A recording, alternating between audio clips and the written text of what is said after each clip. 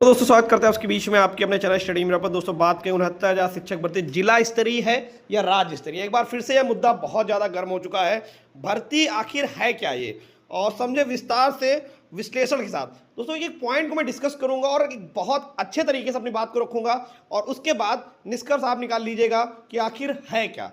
ठीक है, मैं सारी चीज़ों को मैं जिला स्तर भी प्रूव करूंगा और राज्य स्तर भी प्रूव करूंगा। सरकार ने कब इसको जिला स्तर माना है, कब इसको राज्य स्तर माना है, ए टू जेड पूरा निचोड़ मैंने इस वीडियो में लिया है। तो वीडियो बिना स्किप तक बने रहिए मेरे साथ आपके अपने चैनल स्टडी मिरर पर। जो लोग चैनल पर नए हैं तो प्लीज चैनल को लाइक करें, शेयर करें, सब्सक्राइब करें, साथ में बेल आइकन दबाना बोले ताकि मेरे वीडियो नोटिफिकेशन आप तक पहुंचती रहे। आइए शुरू करते हैं। जैसा कि दोस्तों आप बता दें कि जब यूपी बेसिक एजुकेशन टीचर्स यानी कि सर्विस रूल 1981 में भर्ती जिला स्तरीय बताई गई है, फिर सरकार ने विभिन्न मामलों में हलफनामा देकर इसे राज्य स्तरीय क्यों कहा। यही मेन क्वेश्चन आ रहा है कि कहीं पर यह बताया जा रहा है भर्ती जिला स्तरीय है और कहीं पर सरकार ने हलफनामा में यह कह रही है भर्ती राज्य स्तरीय है। तो आखिर क्यों कहा, इसके विधिक और प्रशासनिक और व्यवहारिक दृष्टि हम स्पष्ट करते हैं।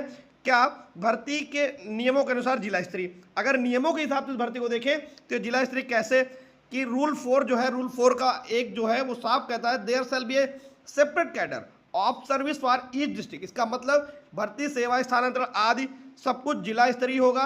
यह नियम आज भी प्रभावी है। ठीक है, और रूल 4 के बाद दूसरी बात, सरकार राज्य स्तरीय क्यों कहा।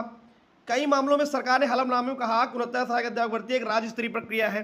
ठीक है, इसके दो स्तर पर समझा जा सकता है। पहला, जो एटीआरई का एग्जाम का फॉर्म आया था, एटीआरई का, ठीक है, 69 का, वो राज्य स्तरीय, राज्य भर में एक परीक्षा हुई थी, इसलिए इसको राज्य स्तरीय बताया गया। पहला, ठीक। दूसरा, ऑनलाइन आवेदन और मेरिट, जो मेरिट और ऑनलाइन आवेदन क्या गया वो राज्य स्तरीय मेरिट सिस्टम से बनाया गया। चयन व नियुक्ति जिला स्तर पर, हर जिले के लिए अलग नियुक्ति। ठीक है, तो ये कारण है। दूसरी, यानी तकनीकी रूप से सरकार कहती है कि चयन प्रक्रिया राज्य स्तरीय है और परंतु सेवा कैडर जिला स्तरीय है। दो अलग बातें हैं। सरकार ये कह रही है कि जो चयन प्रक्रिया हमने की है वो राज्य स्तरीय है, लेकिन जो सेवा कैडर है वो जिला स्तरीय है। सरकार की व्याख्या कोर्ट में क्यों बदली।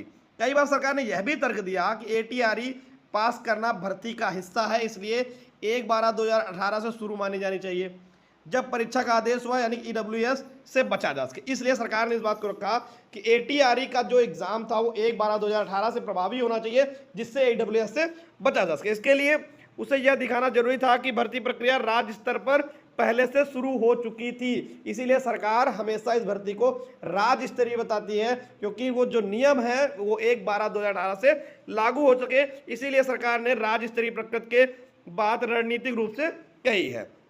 न्यायालय ने क्या माना, इस विशेष आदेश 8 मई और 2025 में इलाहाबाद हाईकोर्ट में स्पष्ट किया कि भर्ती प्रक्रिया का प्रारंभ 17 मई 2020 से माना जाएगा। ठीक, ये जो कल का आदेश आया है उसमें जो कोर्ट ने स्पष्ट किया कि भर्ती का प्रारंभ 17/5/2020 से माना जाएगा। एटीआरई केवल एक योग्यता परीक्षा, भर्ती का भाग नहीं है। पहली चीज तो यहां पर आप देख लीजिए, कोर्ट ने डिवीजन बेंच ने कहा एटीआरई पार्ट ऑफ क्वालिफाइंग, जब योग्यता की परीक्षा, यहां से क्वालिफाई करना है, भर्ती का भाग नहीं है। डिवीजन बेंच ने यहां पर भी एक लाइन ये कही है। ठीक है, भर्ती जिला स्तरीय है क्योंकि कैडर जिलावार निर्धारित है। कोर्ट ने यह कहा भर्ती जो है वो जिला स्तरीय है, कैडर जिलावार निर्धारित है। पैरा 11, 44 और 45, इसका मैं आपको डिटेल दिखाता हूं। पैरा ये वाला, अगर हम इसी ऑर्डर का जो ऑर्डर कल आया है इसमें पैरा 11 की बात करें तो पैरा 11 में जिला स्तरीय या राज्य स्तरीय, तो मूल सारांश इसका जो निकला, since the cadre of assistant teacher under rules 1981 is a district level cadre सब divided into rural areas and urban areas, the post of respect to different district were specified। अगर इसको सरल भाषा में समझे तो UP basic education teacher service rules 1981 के आधार पर सहायक अध्यापक की सेवा संरचना यानी कैडर हर जिले के लिए अलग होती है। ठीक है, जो सेवा की संरचना होती है वो हर जिले के लिए अलग रहती है, यानी 69,000 पद राज्य स्तर पर एक साथ भरे नहीं गए, बल्कि हर जिले के लिए अलग अलग पद निर्धारित किए गए। आवेदन प्रक्रिया में भी उम्मीदवारों से जिला वरीयता मांगी गई थी। ठीक है, आवेदन प्रक्रिया जब हुई थी उसमें उम्मीदवारों से जिला वरीयता यानी डिस्ट्रिक्ट प्रेफरेंस। निष्कर्ष क्या निकला पैरा 11 से कि भर्ती राज्य स्तरीय प्रक्रिया के जरिए आयोजित जरूर हुई, पर सेवा कैडर जिला स्तरीय यानी नियुक्तियां जिला स्तर पर हुई। पैरा 11 आपका ये डिफाइड करता है। ठीक है, उसके बाद दूसरा पैरा 44 जो था, पैरा 44 में यह कहा गया it is well settled that the date of the issuance of the advertisement commencement of recruitment unless provide otherwise in the rules. सरल भाषा में अगर समझे, सरकार ने यह दावा किया भर्ती प्रक्रिया 12/2018 से शुरू हो गई थी, जब एटीआरई परीक्षा अधिसूचित हुई थी। पर कोर्ट ने कहा ऐसा कोई नियम नहीं है जो कहे एटीआरई परीक्षा भर्ती प्रक्रिया भर्ती की शुरुआत है। ठीक है, नियम 14 का 1 कहता है कि भर्ती प्रक्रिया विज्ञापन जारी होने के बाद शुरू होती है। इस मामले में विज्ञापन 17 मई 2020 को निकाला गया, अंततः वही भर्ती तिथि मानी जाएगी। निष्कर्ष, एटीआरई केवल एक योग्यता परीक्षा यानी क्वालिफाइंग एग्जाम है, भर्ती की शुरुआत नहीं। भर्ती का वैध शुरुआत 17/5/2020 से हुई, यानी कोर्ट ने 1/12/2018 को डिनाई कर दिया। कोर्ट ने कहा कि 17 मई 2020 से निकला है वही भर्ती की तिथि मानी जाएगी, और जो एटीआरई एग्जाम है क्वालिफाइंग एग्जाम है, इसलिए वहां पर सिर्फ और सिर्फ क्वालिफाइंग एग्जाम किया गया। जो भर्ती का जो शासनादेश है 17/5/2020 को, वहां से मानी जाएगी। ठीक है, पैरा 45 में क्या डिस्कस हुआ? पैरा 45 अगर देखें तो पैरा 45 में ईडब्ल्यूएस आरक्षण लागू किया जाना चाहिए था या नहीं। तो मूल सारांश क्या था? Reservation of the EWS category was required to have been extended by the state while issuing advertisement for appointment to 69,000 post. अगर सरल भाषा में इसको हम समझें, चूंकि ईडब्ल्यूएस आरक्षण 18 फरवरी 2019 को लागू हुआ था, ऑफिस मेमोरेंडम द्वारा भर्ती शुरुआत 17 मई 2020 को हुई, अतः राज्य सरकार ईडब्ल्यूएस आरक्षण लागू करना चाहिए था।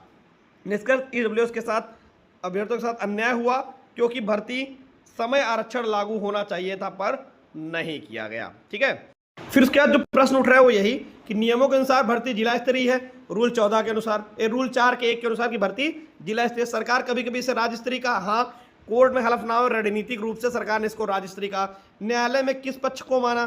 तो भर्ती जिला स्तरीय है, विज्ञापन शुरू मानी जाएगी, विज्ञापन से शुरू मानी जाएगी। ये बात विज्ञापन कोर्ट जो डेट मान रही है वो 17/5/2020 से मान रही है। ठीक है, यहां तक क्लियर। आगे बढ़े, अगर देखिए ये राज्य सरकार ने कुछ हलफनामों में जो राज्य स्तरीय का तर्क दिया है, उन्होंने यहां पर देखिए स्पष्ट, the advertisement issued of the appointment 69,000 post dated 17 May 2020 is in the continuation to the process of recruitment initiated by government order dated 1/12/2018 commencement for recruitment are to be treated 1/12/2018 when ATR examination was initiated। इसका आशय है, court में यह अदालत में सरकार ने यह तर्क दिया कि एटीआरई परीक्षा 6/1/2019 को भी भर्ती प्रक्रिया का हिस्सा थी, इसलिए प्रक्रिया 1 दिसंबर 2018 को शुरू हो गई है।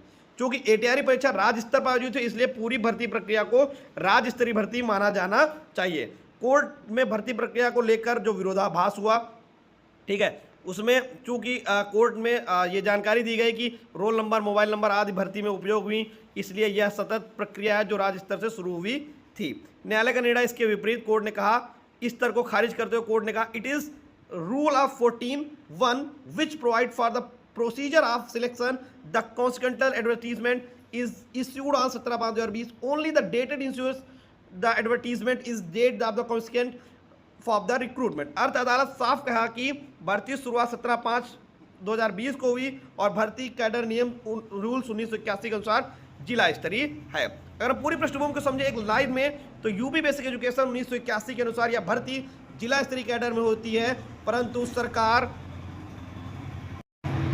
ने विभिन्न हलफनामों में इसे राज्य स्तरीय प्रक्रिया बताया। न्यायालय ने इस पर विस्तृत विचार किया है। सरकार की स्थिति हलफनामे के अनुसार उत्तर प्रदेश सरकार ने दाखिल हलफनामे में कहा है कि भर्ती प्रक्रिया 1 दिसंबर 2018 से शुरू मानी जानी चाहिए, जब एटीआरई परीक्षा अधिसूचित की गई। एटीआरई परीक्षा राज्य स्तर पर आयोजित की गई, इसलिए पूरी भर्ती को राज्य स्तरीय माना जाए। एटीआरई में दी गई जानकारी, रोल नंबर, मोबाइल नंबर को आवेदन में पुनः उपयोग किया गया है। ठीक है, न्यायालय का निर्णय क्या निकला?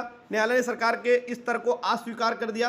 रूल 14(1) के अनुसार भर्ती प्रक्रिया तब शुरू हुई जब विज्ञापन प्रकाशित होता है। एटीआरई केवल एक योग्यता परीक्षा, क्वालिफाइंग एग्जाम है, ना कि भर्ती प्रक्रिया की शुरुआत है। भर्ती 17 मई 2020 को विज्ञापन शुरू हुई तथा जिला स्तरीय कैडर में नियुक्ति प्रक्रिया हुई। अगर निष्कर्ष इसका निकालें तो यानी भर्ती की जो प्रकृति थी वो राज्य स्तरीय जरूर थी एटीआरई के कारण, सरकार का तर्क, लेकिन न्यायालय का जो निर्णय है, भर्ती जिला कैडर, विज्ञापन, भर्ती प्रारंभ, क्योंकि जो सरकार है वो भर्ती की तिथि 1 दिसंबर 2018 मान रही है, लेकिन जो न्यायालय है वो भर्ती की तिथि 17 मई 2020 मान रही है।